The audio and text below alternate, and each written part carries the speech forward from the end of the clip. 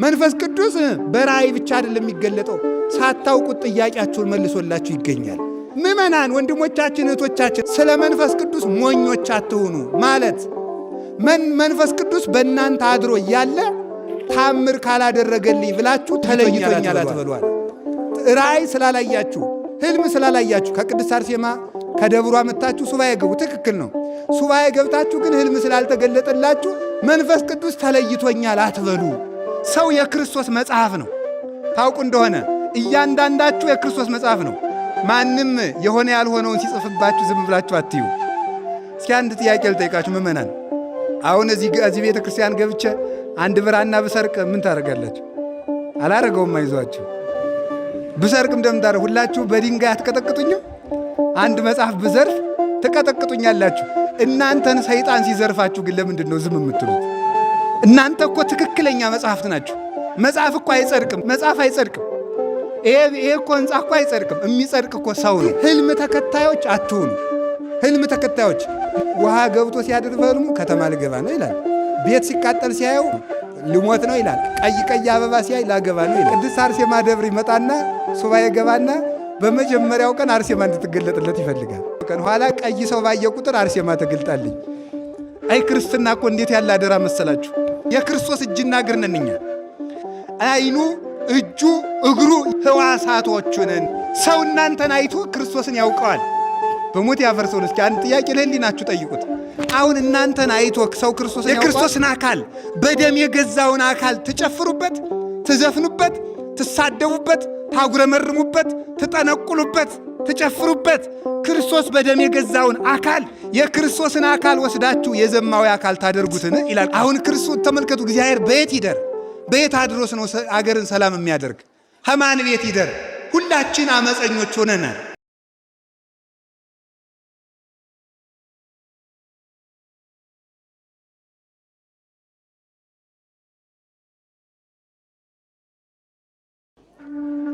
ቅዱስ ጳውሎስ የቆሮንቶስን ሰዎች፣ ቆሮንቶስ እንደምታውቋት የንግድ ከተማ፣ የፍልስፍና መንደር፣ የትኛውንም ወደብ የምታገናኝ የተማረውም ያልተማረውም ያመነውም ያላመነውም ተደበላልቆ የሚኖርባት ከሃይማኖት ይልቅ ፍልስፍና የገነነባት ከተማ ናት።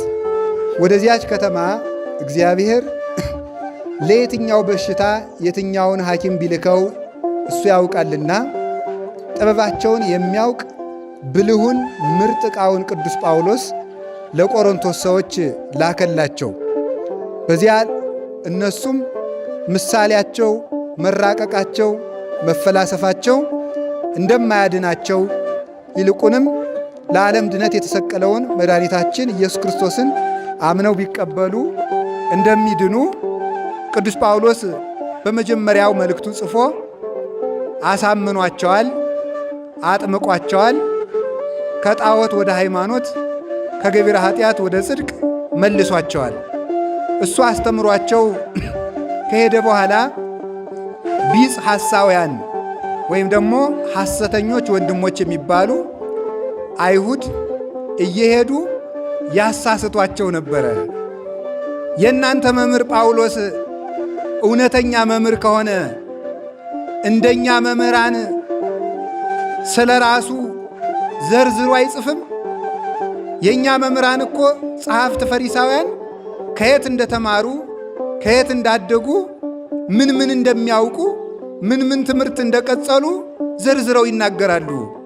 የእናንተ መምህር ግን ስለ ራሱ ሲናገር አንሰማውም።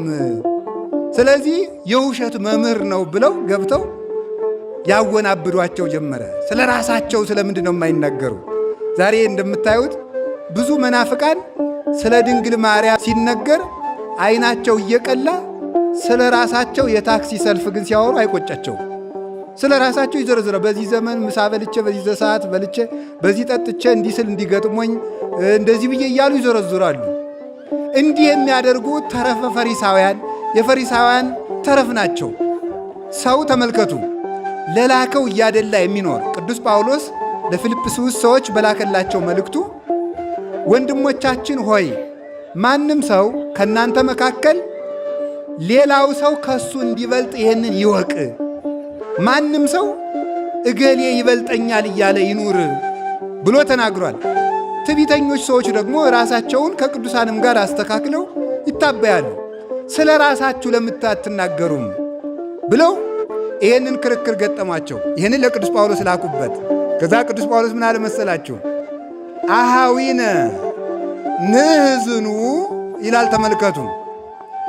ካይበ ይእዜ ንንግርክሙ ወንወድስ ርእሰነ ይላል። ቁጥር 1 ላይ ሲጀምር ወንድሞቻችን እኛ ራሳችንን እያመሰገን እኛ ሊቆች ነን፣ እኛ የተማርን ነን እያልን ስለ ራሳችን እንድንነግራችሁ ትፈልጋላችሁን?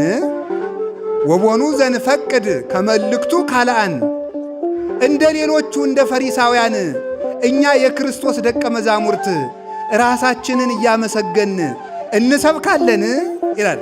አሁን ዛሬ በየቦታው ራሳቸውን እያመሰገኑ የሚሰብኩ ሰዎች ሞልተዋል። ተው ይሄ ነገር ስህተት ነው ብለን ለሕዝቡ ስናገር ቀንታችሁ ነው ይባላል። በጣም ነው የሚደንቀው። ክርስቶስ ነው በዚህ መድረክ የሚመሰገንበት። የጉባኤው አምላክ ኢየሱስ ክርስቶስ ነው የሞተለት። እሱን የመሰሉ ሰማዕታት ደግሞ ከእሱ ጋር ይመሰግናሉ በእሱ መንግሥት፣ እሱ ባከበራቸው መጠን እሱን ጉንድ እነሱን አይጹቅ አድርገን። ሰው ሁል ጊዜ ስለ ራሱ የእግዚአብሔርን መንግሥት ለመስበክ እንኳን ሕጹራነ መዋዕል የሆን ሰዎች ለራሳችን አውግተን ምኑን ወንጌሉ ይሰበከዋል? ስለዚህ ቅዱስ ጳውሎስ ስለ ራሳችን እንደ ፈሪሳውያን እንድንጽፍላችሁ ትፈልጋላችሁን? ይላል ቅዱስ ጳውሎስ። ራሳችንንስ እናመስግንን? እያመሰግን ራሳችን እንናገር እንጻፍ ይላል። ተመልከቱ። እስከ ንጽሕፍ ኀቤክሙ መጽሐፈ በእንቲአነ፣ ስለ ራሳችንም መጽሐፍ ጽፈን እኛ እንዲህ ያለንን፣ ዘራችን እንዲህ ያለ ነው፣ ትውልዳችን ከዚህ ወገን ነው፣ የተማርነው ይህን ያህል ነው፣ ከነገሌ መጽሐፍት ተምረናል፣ ከነገሌን ተምረናል እያል ስለ ራሳችን ዘርዝረን እንድንጽፍላችሁ ትፈልጋችኋልን? ተመልከቱ። ከዚያ በኋላስ ምን አለ ደግሞ? ወከመ ትጻፉ አንትሙ በእንቲአነ፣ ወይም ደግሞ እናንተ ስለ እኛ እንድትናገሩ ይገባልን? እናንተ ስለ እኛ መጽሐፍ ትጽፋላችሁን? ካለ በኋላ መጨረሻ ላይ ምን አለ? ወለነሰ መጽሐፍን አንትሙ፣ የእኛ መጽሐፍ እናንተ ናችሁ አለ። እኛ ስለ ራሳችን መጽሐፍ አንጽፍም። እኔ እዚህ ቦታ ድጓ የተማርኩት፣ እዚህ ቦታ አቋቋም የተማርኩት፣ እዚህ ቦታ ቅኔ የተማርኩት፣ እዚህ ቦታ ቅዳሴ የተማርኩት፣ እዚህ ቦታ መጽሐፍ የተማርኩት፣ ስጸልይ የማድረው፣ ስጾም የማድረው፣ ስሰግድ የማድረው፣ ጾሜ ይህን ያህል የሆንኩኝ ባይታዊው መናኙ ጀግናው እኔ ነኝ ብለን አንናገርም። የእኛ መጽሐፍ እናንተ ናችሁ አለ። ስለ እኛ እናንተ ትመሰክራላችሁ። እናንተሳ የእኛን ስም እያነሳችሁ በየአደባባዩ ተናገሩ ወይም ስለ እኛ ጻፉልን ማለት አይደለም። እንግዳ ምንድን ነው አለ? ሕይወታችሁ የእኛ መጽሐፍ ነው አለ። ለእኛ የምትነበቡ መጻሕፍት እናንተ ናችሁ። ወጽሕፍት ውስተ ልብነ፣ እናንተ በልባችን ታትማችኋል። የእኛ የሕይወታችን ምስክር እናንተ ናችሁ። መጽሐፍማ ይቀደዳል። መጽሐፍማ በውሃ ይበሰብሳል፣ ይደመሰሳል፣ ከእሳት ቢጥሉት ይቃጠላል። ለእኛ የማትቃጠሉ መጻሕፍት፣ የማትፈርሱ መጻሕፍት፣ የማትለወጡ መጻሕፍት፣ ቀለማችሁ የማይደበዝዝ መጻሕፍት፣ የማታረጁ መጻሕፍት፣ እሳት የማያቃጥላችሁ፣ ሌባ የማይዘርፋችሁ ሕያዋን መጻሕፍት ለእኛ እናንተ ናችሁ። ከዛ ተመልከቱ። ወትትዐወቅ ወያነብባ ኩሉ ሰብ፣ ይችን የእኛም መጽሐፍ አለ እናንተን ማለቱ ነው። እናንተን ሁሉ ያውቃችኋል፣ ሁሉ ያነባችኋል። ልብ ብላችሁ ስሙ። አምላክን መጽሐፍን የሚያነበው የተማረ ሰው ብቻ ነው። ጥሩ ሥራ የሚሠራን ሰው ሁሉ ግን ያልተማረ ጭምር ያነበዋል። ስለዚህ አለተም ወትትዐወቅ ለኩሉ። ለምሳሌ ተመልከቱ። ሃይማኖተ አበው የሚባል መጽሐፍ አለ። እስኪ ሃይማኖተ አበው መጽሐፍ አንብቦ የሚያውቅ እጃችሁን አውጡ። እሽም አታውቁ፣ አንብባችሁም አታውቁ። ሃይማኖተ አበው የሚባል መጽሐፍ አንብባችሁም አታውቁ። ይሄው ተመልከቱ። አያችሁ? እሺ ቅድስት አርሴማን የምታውቋት አውጡ እጃችሁን። ቅድስት አርሴማን የምታውቋት አያችሁ? መጽሐፍን የተማረ ብቻ ነው የሚያውቀው። መጽሐፍን የተማረ ብቻ ነው። ቅድስት አርሴማ ግን ሕያዊት መጽሐፍ ስለሆነች ሁላችሁ አወቃችኋት ማለት ነው። ስለዚህ ተመልከቱ። ለእኔ ምስክር ያለ በሕይወት የምትኖሩ የክርስቶስ አካል የሆናችሁ ክርስቲያኖች ናችሁ። ለእኔ ምስክር፣ ለእኔ መጽሐፍ እናንተ ናችሁ። ስለ ራሴ ድርሰት አልጽፍም አያስፈልገኝም ብሎ ቅዱስ ጳውሎስ ይናገራል። የቅዱስ ጳውሎስ በረከቱ ይደርብህ። ከዚያ ምንድን ያለ መስላችሁ? ወየአምሩክሙ ከመ መልእክተ ክርስቶስ አንቱም የተመልከቱ እንተ ተልክነሃ፣ በእኛ የተገለጠችው እኛ ያገለገልናት በእኛ የተገለጥ ነው የክርስቶስ መልእክት እናንተ ናችሁ አለ ቅዱስ ጳውሎስ። ደግሞ በጣም ነው የሚገርመው እኮ ክርስቲያን ይህን ያህል ክብር ያለው ነው። የክርስቶስ መልእክታት እናንተ ናችሁ አለ። ሰው የክርስቶስ መጽሐፍ ነው። ታውቁ እንደሆነ እያንዳንዳችሁ የክርስቶስ መጽሐፍ ነው። እስኪ አንድ ጥያቄ ልጠይቃችሁ ምእመናን። አሁን እዚህ ቤተ ክርስቲያን ገብቼ አንድ ብራና ብሰርቅ ምን ታደርጋላችሁ? አላረገውም። አይዟችሁ። ብሰርቅ እንደምታደርጉ ሁላችሁ በድንጋይ አትቀጠቅጡኝም? አንድ መጽሐፍ ብዘርፍ ትቀጠቅጡኛላችሁ። እናንተን ሰይጣን ሲዘርፋችሁ ግን ለምንድን ነው ዝም የምትሉት? እናንተ እኮ ትክክለኛ መጽሐፍት ናችሁ። መጽሐፍ እኮ አይጸድቅም። ታውቃላችሁ? መጽሐፍ አይጸድቅም። ይሄ እኮ ሕንፃ እኮ አይጸድቅም። የሚጸድቅ እኮ ሰው ነው። ሰው ነው የሚጸድቅ። ሕያው የክርስቶስ መጽሐፍ የሰው ልጅ ነው። ቅዱስ ዮሐንስ አፈወርቅ በመጽሐፈ ሐዊ ላይ እንደተቀመጠልን ወበከመ ይጻሐፍ መጽሐፍ በቀለም ከማሁ ይጻሐፍ ልቡናነ በመንፈስ ቅዱስ ይላል። መጽሐፍ ብራና ተዳምጦ ቀለም ተበጥብጦ ተመልከቱ ይጻፋል። የሰው ልጅ ግን የሚጻፈው በመንፈስ ቅዱስ ጸሐፊነት ነው ይላል። የሰው ልጅ ንጹሕ ሰሌዳ ነው፣ አካላዊ ቃል የሚቀረጽበት ኢየሱስ ክርስቶስ በመንፈሰ ልደት የሚያድርበት እመወዛ አቀበ ቃሌ አነ ወአብ ንመጽሐፍ ይሁን ወንገብር ምዕራፈ ውስቴቱ ብሎ እንደተናገረ ክርስቶስ የሚያድርበት አካላዊ ቃል የሚናገርበት ሕያው መጽሐፍ የሰው ልጅ ነው። ቅዱስ ጳውሎስ እንዲህ ይላል ገላትያ ምዕራፍ 2 ቁጥር 20 ላይ ተመልከቱ። አንሰ ኢሃሎኩ ወበሕይወተ ክርስቶስ ሃሎኩ ይላል። እኔ ሙቻለሁ ይላል ቅዱስ ጳውሎስ። እኔ ሙቻለሁ ክርስቶስ ግን በእኔ ይኖራል ይላል። ምን ማለቱ ነው? እኔ ሙቻለሁ ክርስቶስ በእኔ ይኖራል ምን ማለቱ ነው? የእኔ ፈቃድ አልቋል። ልብላ፣ ልጠጣ፣ ልመስገን፣ ልሾም የሚለው የእኔ ፈቃድ አልቋል። አሁን በእኔ የሚኖረው ክርስቶስ ነው። በእኔ የተገለጠው ክርስቶስ ነው። እኔ የክርስቶስ ሰሌዳ ነኝ። ስጾም፣ ስጸልይ፣ ስከሳ፣ ስሰደድ፣ ስሰቃይ ያን ጊዜ እንደ ብራና እየተፋቅኩ ነው። ከዚያ በኋላ ፈቃደ ሥጋዬ ለፈቃደ ነፍሴ ሲገዛ አካላዊ ቃል ኢየሱስ ክርስቶስ በእኔ በረድኤት አድሮብኝ በእኔ ይነበባል። ስለዚህ ምን አለ ጳውሎስ ማለት ይላሉ አባቶቻችን ልሳነ ክርስቶስ ማለት ነው። የክርስቶስ አንደበት፣ የክርስቶስ አፍ፣ የክርስቶስ ቃል ማለት ነው። ፍጹም ያደረበት። ለዚህ ነው ቅዱስ ጳውሎስ እኔ ሙቻለሁ ክርስቶስ በእኔ ይኖራል ብሎ የሚናገረው። ስለዚህ ነው። ስለዚህ ሰው የክርስቶስ መጽሐፍ ነው። ማንም የሆነ ያልሆነውን ሲጽፍባችሁ ዝም ብላችሁ አትዩ። ብራና የተከበረ ጸሐፊ፣ ያወቀ ጸሐፊ፣ የተማረ ጸሐፊ ነው የሚጽፍበት። ማንም ሰው መጥቶ አይለቀልቅበትም። ቀለሙም ተመርጦ ነው፣ ዕውቀቱም ተመርጦ ነው። የተጻፈ ሁሉ ብራና አይደለም። በብራናማ ተረትም አለ። አሁን ፈረንሳይ፣ ጀርመን፣ እንግሊዝ ብትሄዱ የኢትዮጵያ ተረት በብራና ተሽጦ ሙዚየማቸው ውስጥ አለ። ተረትም በብራና አለ እኮ። ምን አለ ቀልድም በብራና ይጻፋል። ቁም ነገሩ ግን ጸሐፊው ማን ነው? ቀለሙ ምንድን ነው? ትርጉሙ ምንድን ነው? ማንም አይጻፍባችሁ። የክርስቶስ መጽሐፍ ነን። ሲሁላችሁ የክርስቶስ መጽሐፍ ነን በሉ። የማን መጽሐፍ ናችሁ? የክርስቶስ መጽሐፍት እናንተ ናችሁ። በእውነቱ ማለት የምትነበቡ መጽሐፍ፣ የምትታዩ መጽሐፍት፣ የምትኖሩ መጽሐፍት፣ የምትፈውሱ መጽሐፍት፣ ዘላለም ርስት የምትወርሱ መጽሐፍት እናንተ ናችሁ። አሁን እንግዲህ ዛሬ ከእናንተ ምን ይነበባል? አሁን እግዚአብሔር ያሳያችሁ፣ ክርስቶስ ያመልከታችሁ። ነን እያላችሁ ትፎክራላችሁ አይደለም? ከእናንተ የምናነበው ዘፈን ነው። ከእናንተ የምናነበው ዘረኝነት ነው። ከእናንተ የምናነበው አድማ ነው። ከእናንተ የምናነበው ዝሙት ነው። አዲያ እናንተ የክርስቶስ መጽሐፍ ናችሁ። ምን እያበላሻችሁ እንደሆነ አታውቁም እንዴ? ምንድን ነው የምታበላሹት?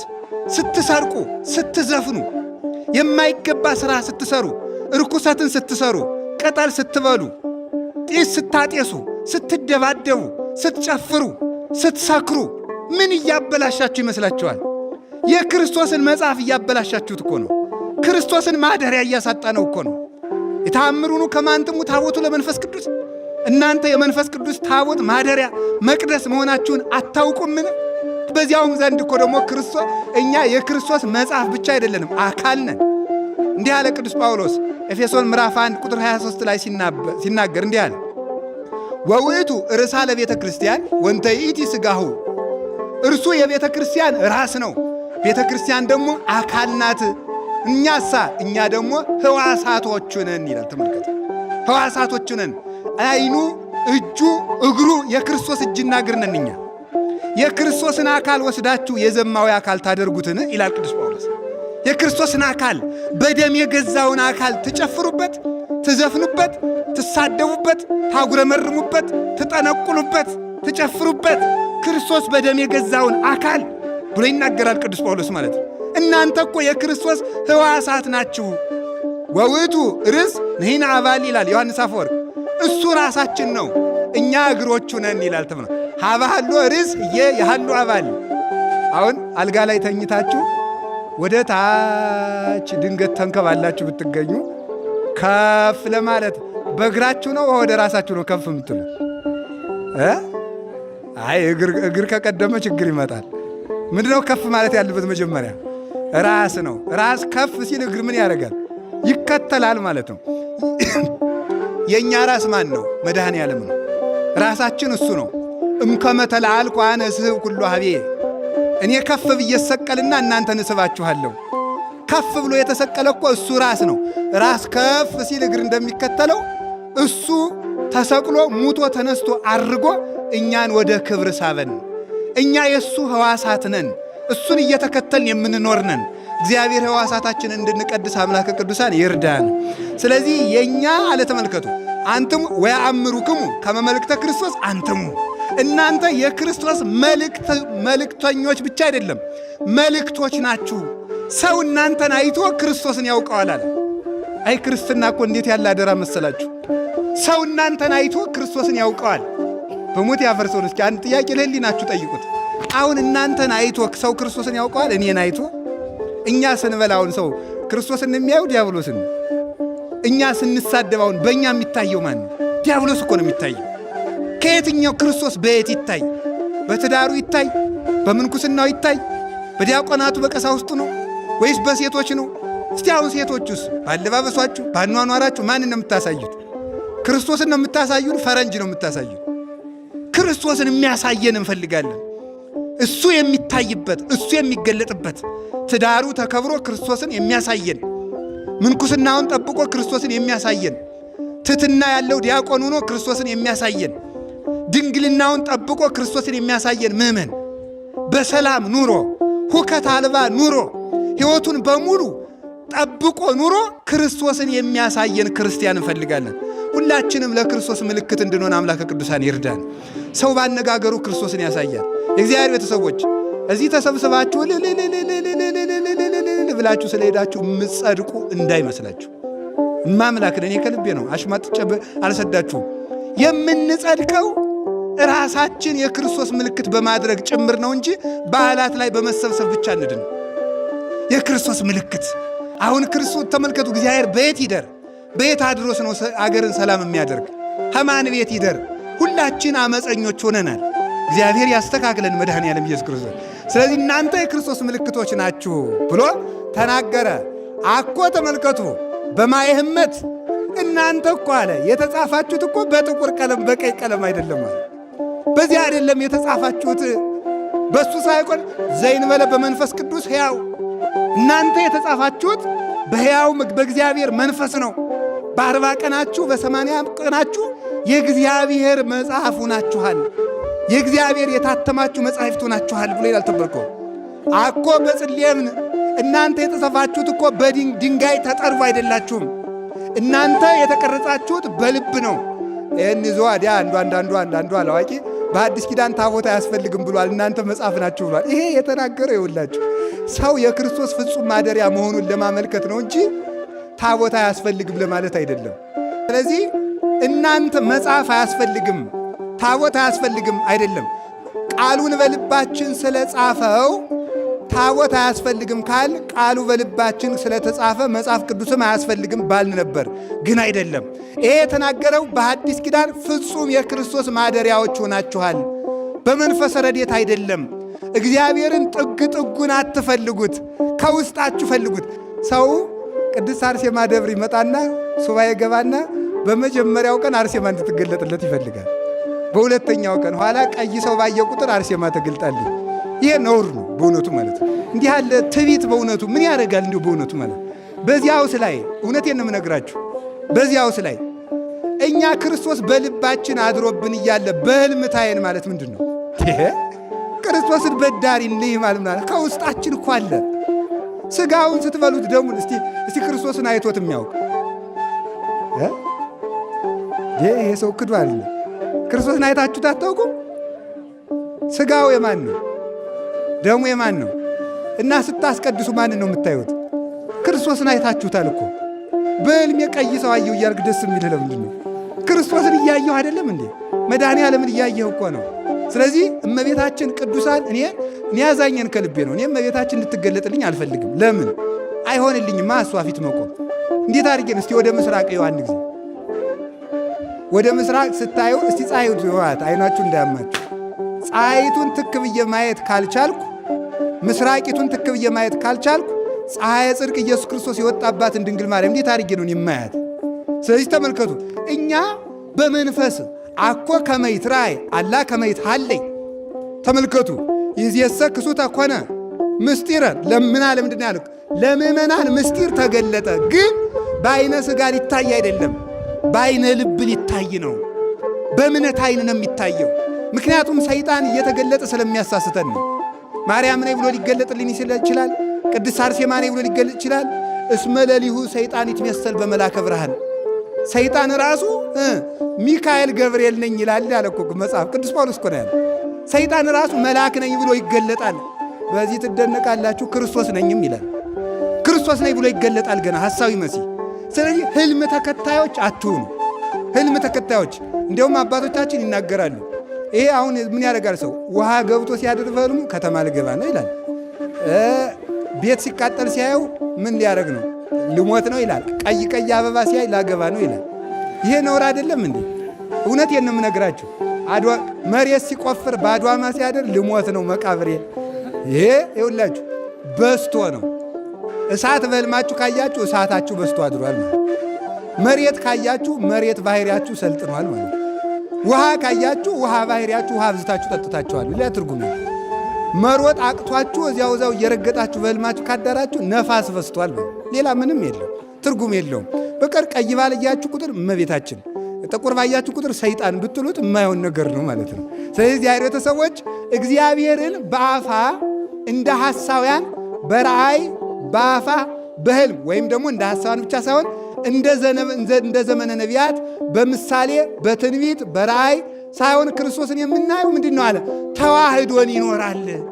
ክርስቶስ ከኛ ጋር ነው። እግዚአብሔር ከኛ ጋር አትሁኑ አኀዊነ። ተመልከቱ ኢንፈቅድ ትኩኑ አብዳነ በእንተ መንፈስ ቅዱስ። አንደኛ ቆሮንቶስ ምዕራፍ 12 ላይ ምእመናን ወንድሞቻችን እህቶቻችን አለ ቅዱስ ጳውሎስ ስለ መንፈስ ቅዱስ ሞኞች አትሁኑ ማለት መንፈስ ቅዱስ በእናንተ አድሮ እያለ ታምር ካላደረገልኝ ብላችሁ ተለይቶኛል አትበሉ አለ። ራእይ ስላላያችሁ ሕልም ስላላያችሁ ከቅድስት አርሴማ ከደብሯ መጥታችሁ ሱባኤ ገቡ። ትክክል ነው። ሱባኤ ገብታችሁ ግን ሕልም ስላልተገለጠላችሁ ኢንፈቅድ ትኩኑ አብዳነ መንፈስ ቅዱስ ተለይቶኛል አትበሉ። መንፈስ ቅዱስ በራእይ ብቻ አይደለም የሚገለጠው፣ ሳታውቁት ጥያቄያችሁን መልሶላችሁ ይገኛል። እናንተ ጾሙን ጹሙት፣ እናንተ ጸሎቱን ጸልዩት፣ እናንተ ስግደቱን ስገዱት፣ ሥርዓተ ቤተ ክርስቲያንን ጠብቁ፣ ክርስቶስን በፍጹም ልባችሁ አምልኩ። እንዲያ ከሆነ ክርስቶስ ጥያቄያችሁን ይመልስላችኋል። እናንተ ራሳችሁ መጽሐፍ ናችሁ። ክርስቶስ በእኔ አድረህ አለ። ዘበላ ሥጋዬ ወሰቴ ደሜ አነ ሄሉ ምስሌ ውእቱኒ ሄሉ ምስሌ። ሥጋዬን የበላ ደሜን የጠጣ እኔ ከእርሱ ጋር እኖራለሁ ብልሃል። ባይገባኝም በምሕረትህ በይቅርታ ሥጋህን ደምን ተቀብያለሁ። ሥጋዬን ደሜን ከተቀበለ ሰው ጋር እኔ ያለው ብልሃልና አትለየኝ፣ ከእኔ ጋር እንዳለህ አምናለሁ። ጥያቄን መልስልኝ፣ ያም ባይሆን ፈቃድ ይሁን ብለን ዝም ማለት ነው የሚሻለን። አምላከ ቅዱሳን የሁላችሁንም ጥያቄ ይመልስላችሁ። ግን ምልክት ተከታይ ከመሆን እግዚአብሔር ይሰውረን።